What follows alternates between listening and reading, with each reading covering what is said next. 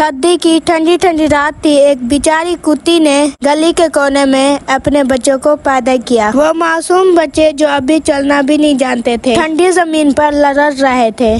कोई उनके लिए चादर देने वाला नहीं था, कोई उनके लिए घर बनाने वाला नहीं। कुत्ती अपने बच्चों को गर्मी देने के लिए कभी उन्हें अपने पास चिपकाती, कभी भूखी रहकर उन्हें दूध पिलाती।